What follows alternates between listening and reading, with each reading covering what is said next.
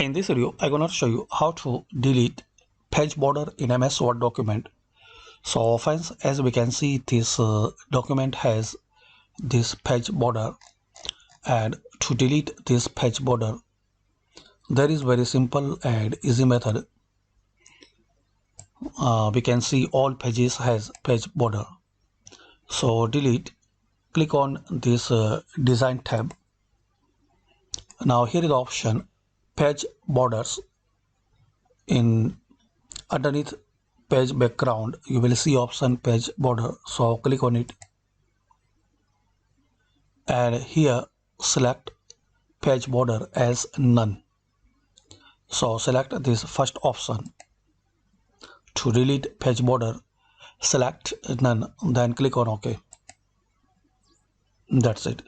Now all borders are removed from this document.